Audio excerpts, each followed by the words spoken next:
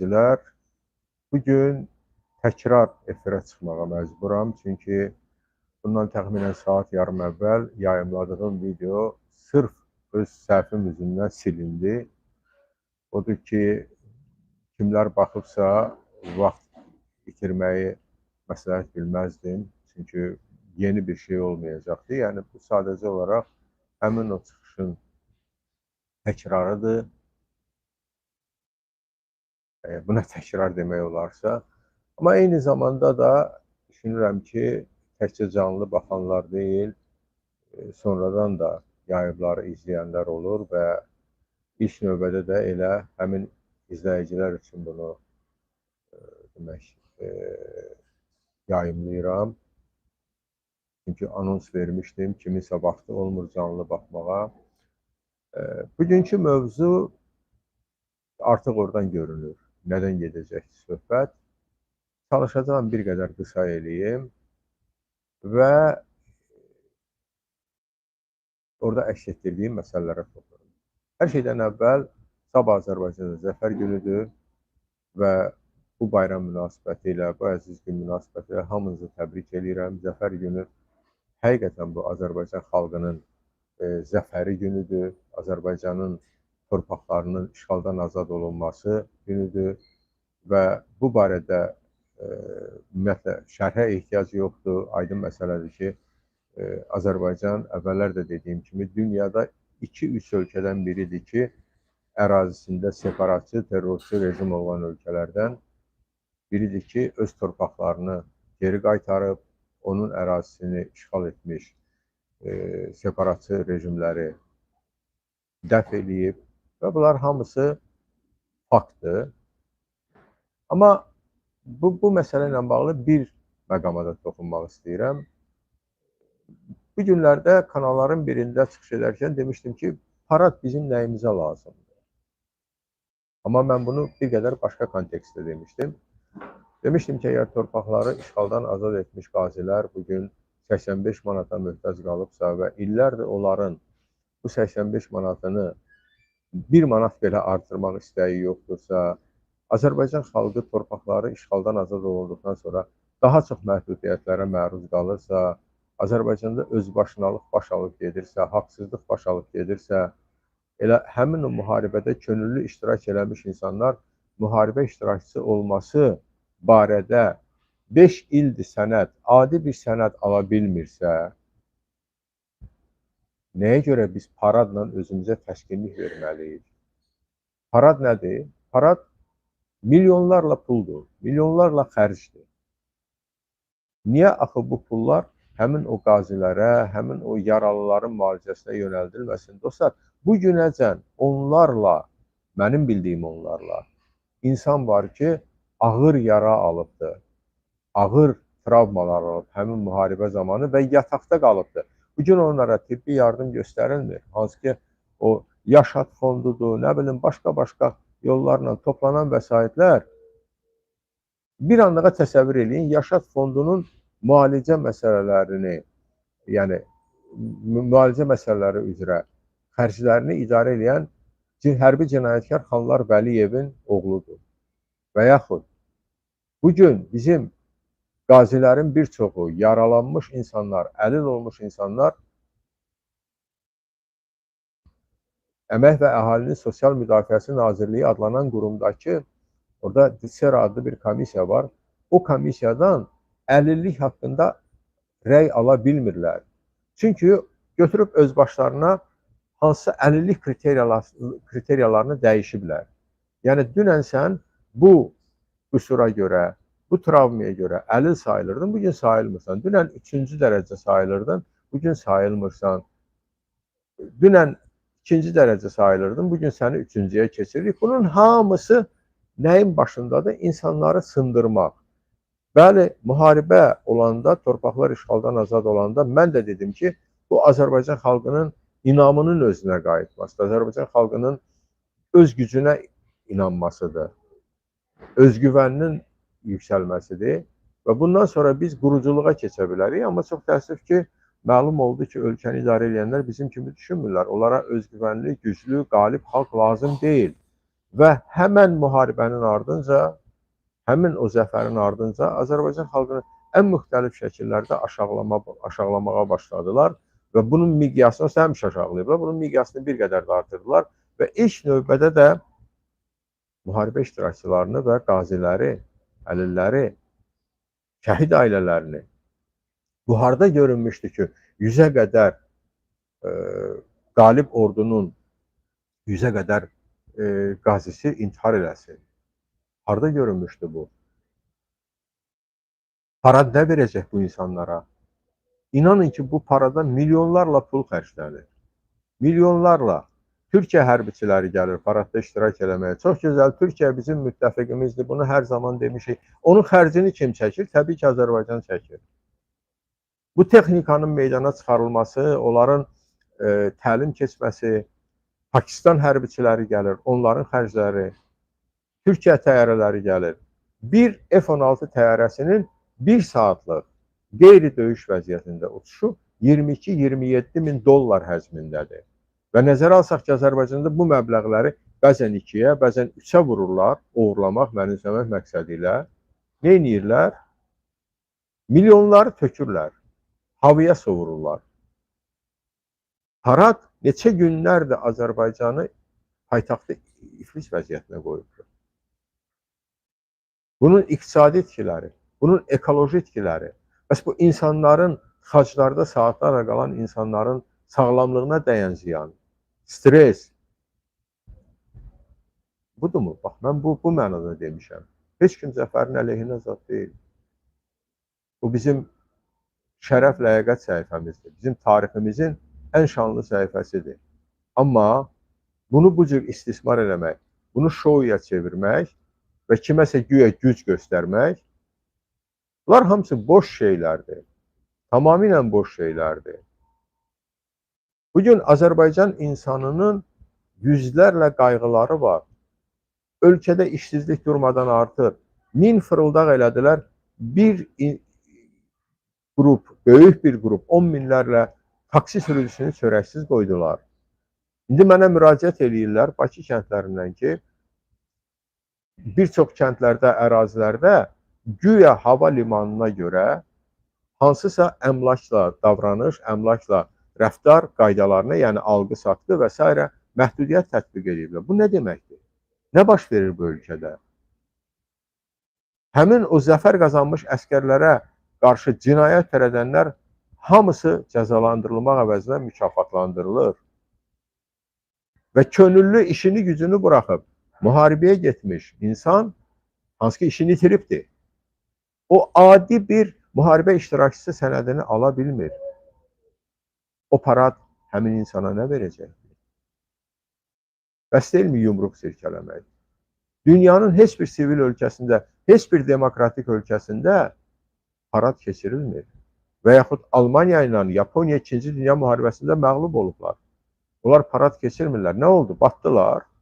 Bugün bütün dünya meydan oxuyan öz iqtisadiyyatıyla, texnologiyasıyla, elminlə, inkişafıyla ölkələrdir. Amerika Birləşmiş Ştatları 2-ci Dünya müharibəsində 2 cəbhədə döyüşübdür. Donald Trump, bilirsiniz, o da İlham Əliyevdir, o da Putindir, o da Erdoğandır. O Amerika standartı deyil. O bir adi parad keçirmişdi. Onu topa tutdular Amerikada. Siyasətçilər də, jurnalistlər də, hərbiçilər də hətta ki, bax, bu nəyimizə lazımdır bizim? Buna niyə pul xərcləyirsiniz? Niyə şəhəri iflic vəziyyətə qoyursunuz? Azərbaycanda isə bir qrup insanı alışdırırlar ki, bu sənin şərəf ləyaqət məsələdir. Xeyr, Azərbaycan insanının şərəf ləyaqət məsələsi onun döyüşçüsünün, o torpaqları işğaldan azad edənlərin bugünkü durumudur. Azərbaycan insanının şərəf ləyaqəti onun güzaranıdır. Azərbaycan insanının şərəf ləyaqəti işğaldan azad olunmuş torpaqlara onun qanuni sakinlərinin qaytarılmasıdır. Varmı bunlar? Varsa deyin, biz də bilək. Mənim bildiyim qədər yoxdur. Bütün şəhəri iflic vəziyyətə qoyurlar. Biz nə edirik? Parad keçiririk. Ölkə iqtisadiyyatı batıb gedir. Neft hasilatı düşüb. Neftin qiyməti də hələ məlumdur. Hara düşəcək, hara qalxacaq. Və Qazın da indi azalacağı deyilir.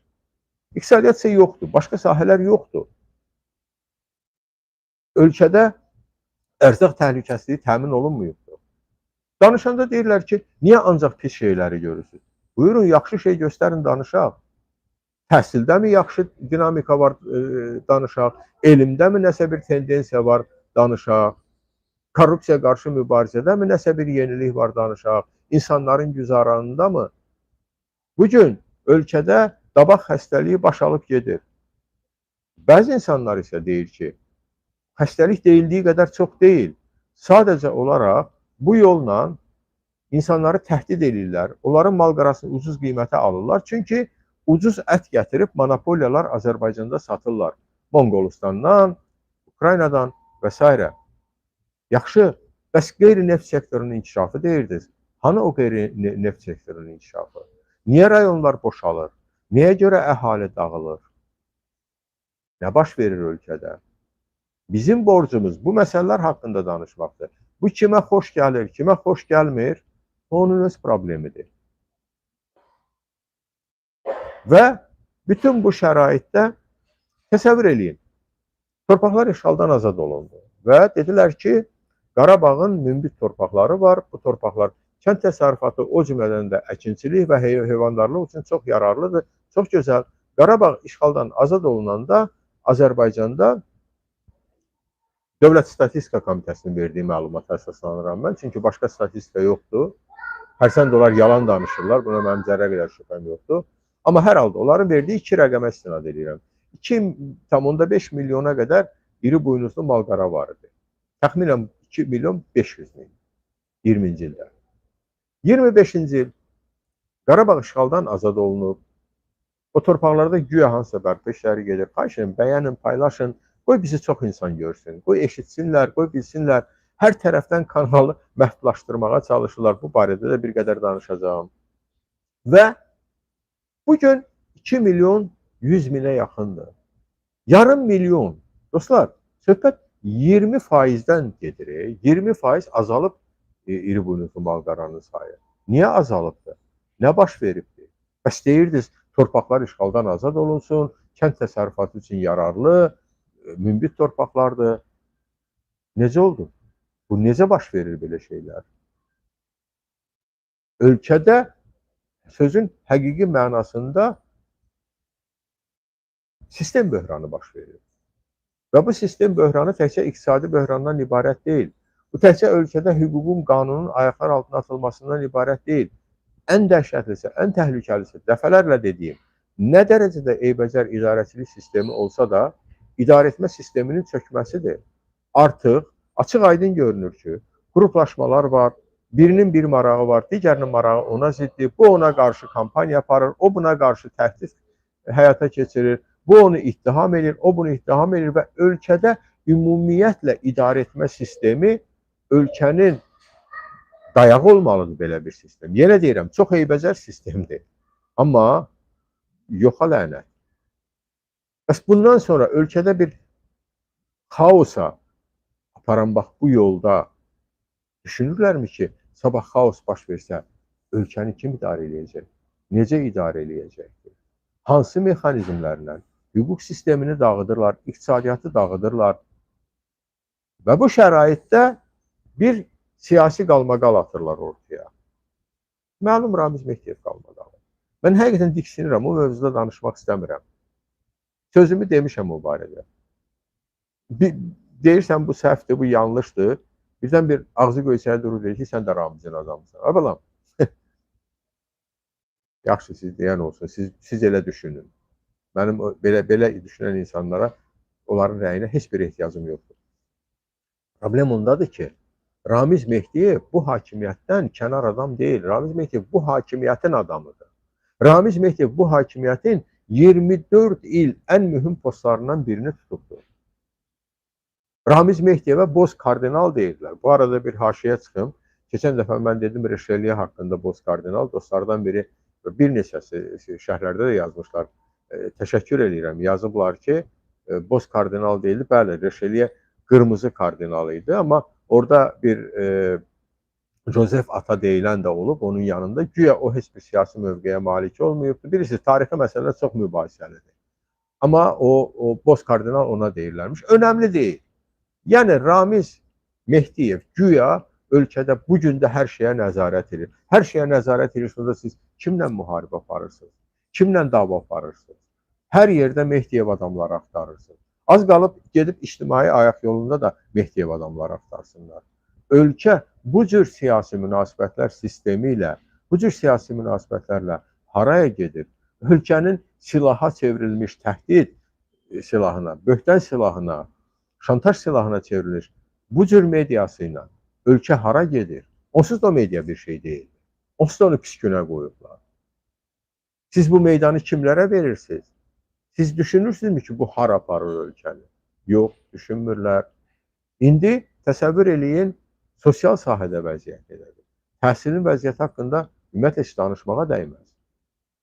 Bəs illər əvvəl güya o köhnə qvardiya deyilən şərt olaraq Heydər Əliyev kadrlarını atdılar vəzifədən bayıra, gətirdilər yanına Paşa Holding kadrları yığdılar onların yerinə. Gənc, nə bilim, təhsilli filan. Yoxsa o vaxtda hələ yazmışdım ki, hakimiyyətin mahiyyəti, onun idarə etmə sistemi dəyişməyincə kimi hansı vəzifəyə təyin edirsən elə xeyri yoxdur. Çünki onlar eyni həmin o fəlsəfəyə xidmət edəcək, həmin o siyasətə xidmət edəcəkdir. Və hətta belə bir ifadə işlətmişdim ki, indi kəndçi oğruları Harvard, Kolumbiya diplomlu oğrular əvəz edəcəkdir. Belə deyilmi bugün? Belə də var. Belə də var. Təhsil naziri. Diqqət yetirin. Azərbaycanda 3 təhsil naziri olubdur. Misir Mərdanovdan sonra. Bunların üçünün də istisnasız olaraq aşağı-yuxarı təhsillə heç bir əlaqəsi olmayıbdır. Belə təhsil nazirliyi olar. Yaxşı, deyək ki, nazir siyasi figurdur. Bütün dünyada siyasi hakimiyyət nümayəndəsidir, qalib gəlmiş partiyanın nümayəndəsini və yaxud qalib gəlmiş prezident öz nümayəndəsini müxtəlif nazir postlarına təyin edir ki, orada təhsil məsələsi önəmli deyil. Yəni, kadrın təhsil, hansı sahənin mütəxəssis olması məsələsi bu mənada. Təsəvvür eləyin, Emin Əmrullayev Paşa Holdingdən, Heydər Əliyev fondundan, oradan, buradan gətirib nazirlikdə yüksək vəzifələrə adamlar yığıbdır ki, onların birinin də təhsilə aidiyyəti yoxdur. Və sual olunur ki, bu təhsili kim idarə edir? Bu təhsilin strategiyasını kimlər cızır, kimlər həyata keçirir? Elə təhsilin vəziyyətinə baxın, hər şey aydın olacaqdır. Birdən məlum olur ki, ölkədə hansısa konferans keçirilir, Formula 1 keçiriləcək, ona görə taksiləri, belə deyək də, abra salmaq lazımdır. 10 minlərlə insanı bir tikə çörəkdən, zülmlə qazandıqları bir tikə çörəkdən məhrum eləyirlər. Siz bu acılar, yoxsullar ordusundan nəyə nail olmaq istəyirsiniz? Və burada da başlayırsınız siyasi vəziyyəti qızışdırmağa. Bu satqındır, o satqındır, bu dövlətə xəyanət elədi, o dövləti satdı, bu Mehdiyevin adamıdır, o Rusiyanın adamıdır. Bunların hamısı sizsiniz. ASTV rəhbərini mən təyin eləmişəm. 28 milyon özünüz aşkarlayıb yeyinti tapmışsınız. İcra başçılarını vəzifədən çıxarırsınız və həmən mətbuata, öz mətbuatınıza onların haqqında məlumat atırsınız ki, bunun 100 dənə obyekti var imiş, bunun 50 dənə obyekti var imiş. Bəs biz demirdik bunun üçün. Deyirdik korrupsionerdir də. Abzas medianın, Toplum TV-nin, Meydan TV-nin korrupsiyanı ifşa edən jurnalistləri onda niyə bugün həbsdədirlər? Onlar da bunu deyirdilər də. Onlar da deyirlər ki, məmurlar oğrudur, hakimiyyət oğrudur. Və buna görə şərləyib tutub atdılar içəri. İndi baxın, təzə bir metod tapıblar. Demək, əvvəl Zeynallıdan bu yana geniş tətbiq etməyə başladılar. Hədə qorxu yolu ilə pul almaq. Bir qədər əvvəl Vüqar Məmmədovu həbs elədilər.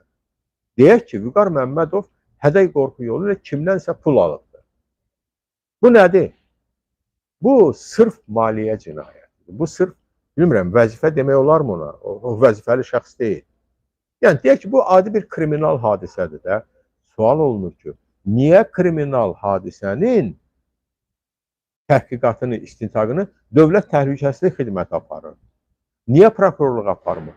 Niyə Daxili İşlər Nazirliyi aparmır? Dostlar, görün nə qədər suallar var. Ölkədə idarə etmə sistemi, hüquq sistemi, iqtisadiyyat hamısı kollapsa uğrayıb.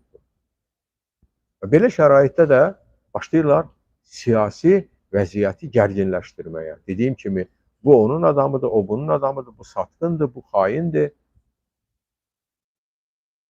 Və paralel olaraq ölkədə nə baş verir? Əhali yoxsullaşır.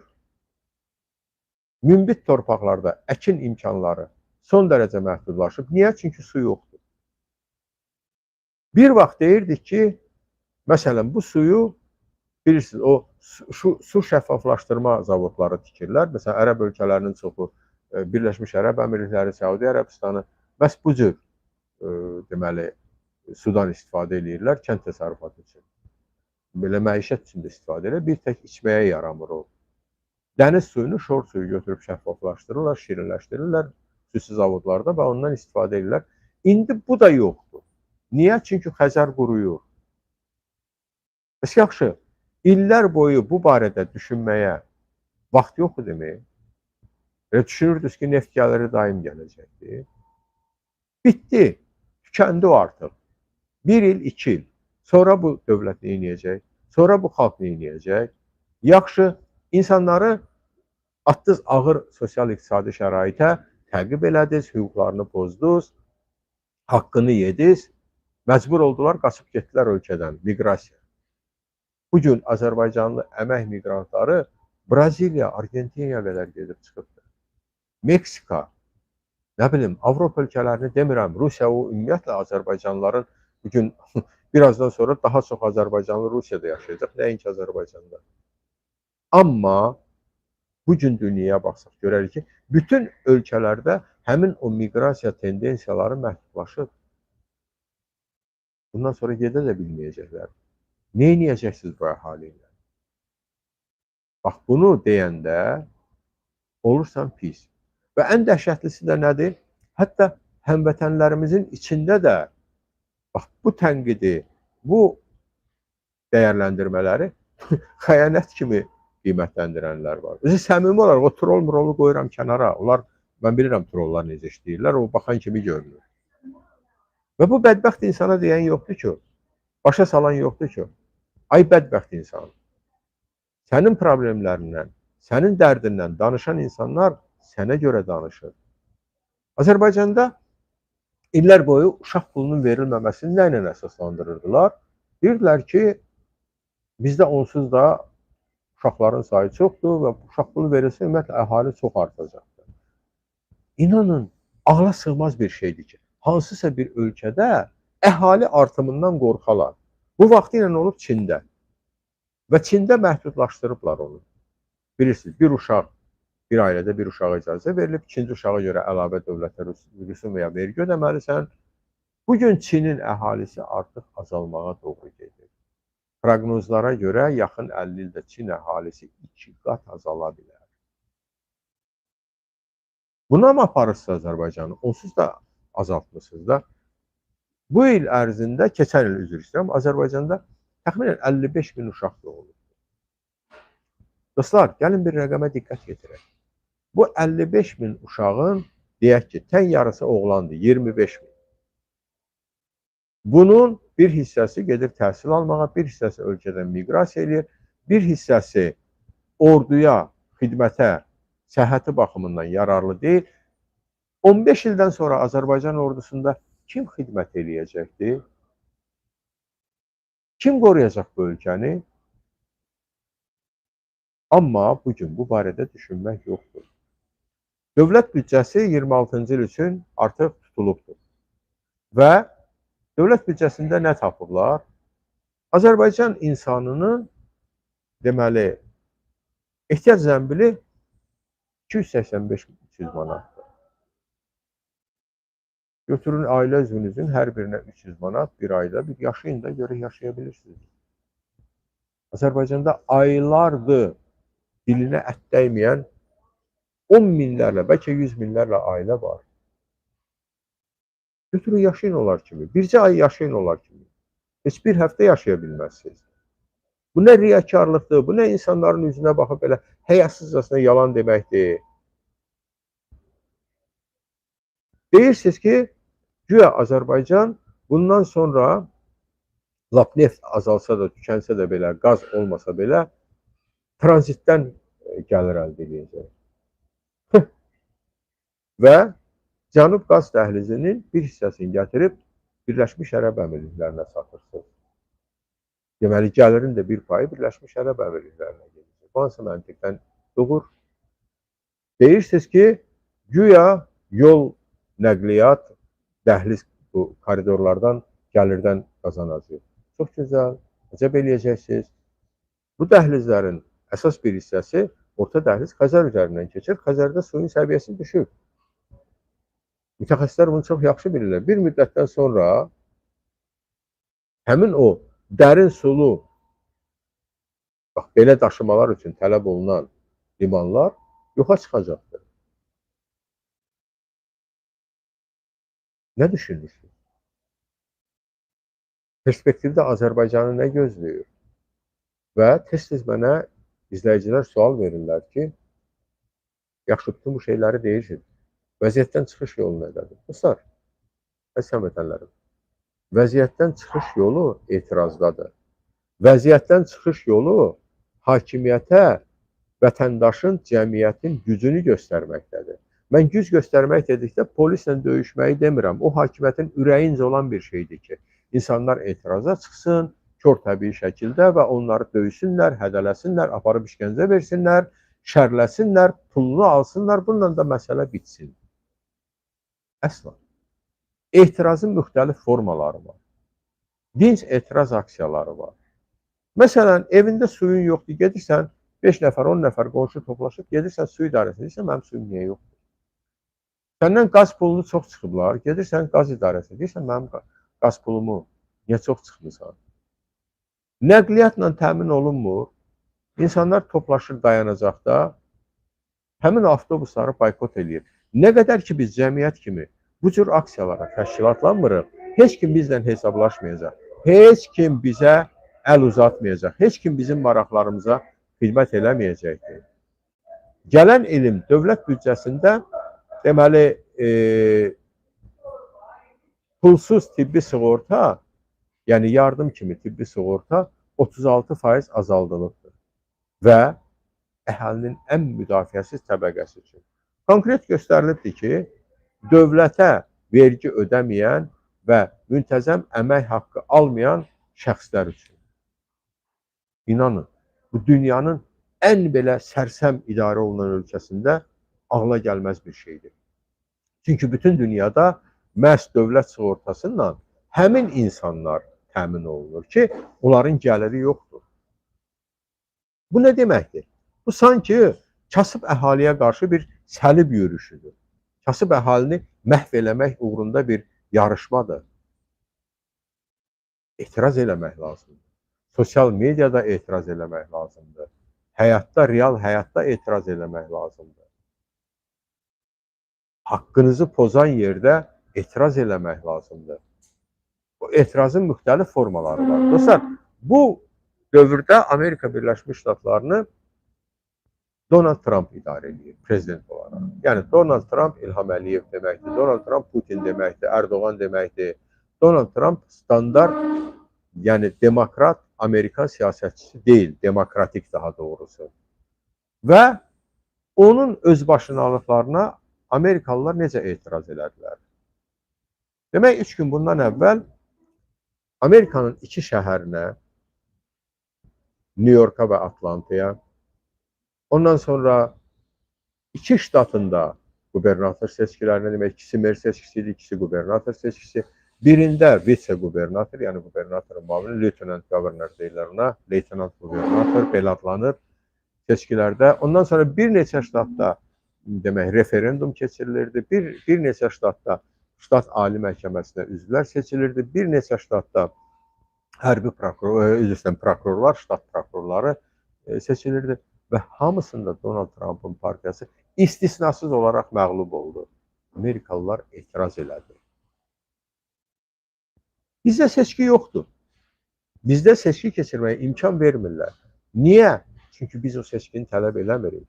Biz onu ya boykot eləyirik güya, ya da deyirik ki, onsuz da alternativ yoxdur, onsuz da mənim səsimə heç kimə əhəmiyyət verən deyil, onsuz da istədikləri adamlara mandat verib aparıb oturdacaqlar parlamentdə. Və sonra mən də təəccüblənəcəm ki, o parlament mənim maraqlarımı niyə müdafiə eləmir, mən vətəndaşım. Mən vətəndaş o prosesdə yoxam. Hakimiyyəti kim təyin eləyirsə, hakimiyyət də onun marağına xidmət edir. Əgər əhali seçirsə, hakimiyyət əhali qarşısında hesabatlı olur və məcbur olur o əhaliyə yönəlik siyasət yürütsün, onun maraqlarını təmin eləsin. Bax, budur söhbət. Və nəhayət son olaraq bir məsələyə də diqqət çəkmək istəyirəm. Dostlar, Azərbaycanda son günlər bu Mehdiyev şousu fonunda dəhşətli bir qarayaxma kampaniyası başlayıbdır.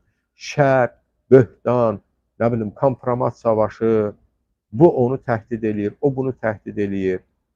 Bu olduqca pis tendensiyadır. Mən bütün həmvətənlərimi, inanan, güvənən hər kəsi ümumiyyətlə bu məlumatları izləməməyə çağırıram. Mən şəxsən izləmirəm, açığı, artıq izləmirəm. Amma inanın ki, bunu izləyənlərin bir qismi də olsa o təbliğatın təsiri altına düşürlər. Və ölkənin bütün əsas problemləri, əsas qayğıları qalır kənarda. Və bax, bu şou bitəndən sonra, Mehdiyev şousu, başqa bir şou tapacaqlar. Mütləq atacaqlar ortaya yeni bir mövzu, kimlərisə ittiham eləyəcəklər, kimlərisə saxta həbs eləyəcəklər. Və bununla da yenə də əsas problemlərdən diqqəti yayındıracaqlar. Burada izləyici yazır ki, Lənkəran Azərbaycanın ən bərbad rayonudur. Lənkəran Azərbaycanın vaxtı ilə ən inkişaf eləmiş şəhərlərindən biri olub. Lənkəran və Masallı. 2000-ci illərin əvvəllərində mən gedirdim o bölgəyə, tədbirlər keçirirdim və görürdüm onu, öz gözümlə görürdüm. Və bugün təkcə Lənkəran deyil o vəziyyətdə salınır. Görün, Bakını nə vəziyyətə qoyublar. Rayonlarda isə əhali qalmayıbdır. Bax, dostlar, biz bunlara etiraz eləməliyik. Yenə deyirəm, heç kəsi meydanlara, küçələrə çağırmıram. Xalq meydanlara, küçələrə o zaman çıxar ki, o buna hazır olsun. O təşkilatlanmış olsun. Onun öndə gedənləri olsun. Amma insanları çağırış eləyib, hansısa zərbə altına atmaq, təhdid altına atmaq, onsuz da Azərbaycan polisi, baxın, polisin ünvanına ittiham səsləndirdilər ki, o Mehdiyevindir, yəni Mehdiyev nəzarət eləyir. Vilayət Eyvazov başlayıb kütləvi həbslərə. Təkcə dünən ya bugün 31 nəfər tutublar. Ondan qabaq 52 nəfəri tutmaq haqqında tutuqlar haqqında məlumat yayılır. Sanki ölkədə hamı cinayətkardır. Elə əlini uzat tut. Nə edirlər? Bununla özlərini göstərmək istəyirlər ki, biz dövlətə sadiqik, biz dövlətin siyasətinə sadiqik, biz dövləti qorumağa sadiqik. Arada kim gedir? Arada bədbəxt vətəndaş gedir. Aparırlar, döyürlər, işgəncə verirlər, pulunu alırlar, şərləyirlər, mühakimə eləyirlər. Və bu sistem artıq iflasa uğrayıbdır. O məhv olacaqdır. Özlərinə deyirəm buradan. Bilirəm, bloklayırsınız. Bunu bloklayıb nə əldə edirsiniz? Mənim sözüm 10 minlərlə insana deyil ki, mənim sözüm 5-6 nəfərədir, sizlərədir. Deyirəm ki, ağlınızı başınıza yığın. Başa düşən üçün, anlayan üçün, təhlükəni duyan üçün əslində bu sözlərə ehtiyac olmalıdır. Bilirəm, izləyirsiniz. Hə, blokladınız, keçən yayımı blokladınız, cəmi 8500 insan baxdı. 30 min də Əvəz Zeynalının və Qurban Məmmədinin kanalında baxdılar. 70 minə çatdı. Ondan əvvəl 80 mindən yuxarı baxış olmuşdu, xoflanmışdı. Mən say dalınca qaçmıram. Mən fikir, ideya, təklif dalınca qaçıram. Və siz hakimiyyət nümayəndələrinə də təklif eləyirəm ki, bu vəziyyətdən çıxmaq üçün yollar axtarın. Bu kadrı o kadrla dəyişmək, bu oğrunu o oğru ilə dəyişmək heç nə vermir. İnsanları, bax, burada bir nəfər izləyici çox gözəl bir ifadə işlətdi. Zombiləşdirmə prosesi gedir. O zombilər sonda sizlə haqq hesab çəkəcək, mənlə yox, başqalarından yox. Məhz sizlə. Bilirsiniz niyə? Ona görə ki, var, dövlət, sərvət hamısı sizin əlinizdədir. Mənim əlimdə deyil, sadə vətəndaşların əlində deyil. Və özünüz də bugün ifşa elədiyiniz keçmiş icra başçılarını, elə indikiləri də Ramiz Mehdiyevin adamadır, altında nə bilim nə açıb göstərir ki, bu adamların nə sərvəti var. 1200-1500 manat alan adamın o boyda sərvəti hardan oldu? 1200-1500 gəliri olan ailələr heç normal qidalana bilmir Azərbaycanda. Ona görə mən bir daha deyirəm, buradan hakimiyyət nümayəndələrinə müraciət edirəm. Ağlınızı başınıza yığın. Ölkə çox pis istiqamətə gedir. Amma siz nə edirsiniz? Bu il daxili təhlükəsizliyin təmin olunması üçün 300 milyon əlavə vəsait ayırmışsınız. Daxili təhlükəsizliyin təmin olunması nə demək? Mən bilirəm nə deməkdir. Əgər siz özünüzü unutmuşsa xatırlada bilərəm. İsraildən, oradan, buradan, Amerikadan müasir texnologiyalar, proqramlar alıb insanları izləmək və bunun da adını kiber təhlükəsizlik qoymaq. Özünüzə gəlin. Dostlar, bu müraciətim isə sizlərədir. Heç nəyə baxmayaraq, Azərbaycan ordusunun 44 günlük müharibədəki zəfəri Azərbaycan xalqının zəfəridir.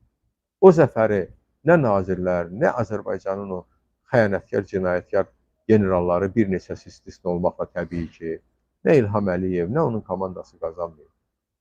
O zəfəri Azərbaycan xalqı qazanır. Və məhz ondan sonra da qorxuya düşüb bu xalqı başlayırlar daha sərt əzməyə. Amma xeyri yoxdur. Atalarımız deyib ki, su gələn arxa bir də gələr. Bu xalq bir dəfə də özündə təpər tapacaq və hər kəslə haqq hesabını çəkəcək. Bayramımız mübarək və özünüzə yaxşı baxın. Yaxın zamanlarda görüşmək arzusuyla.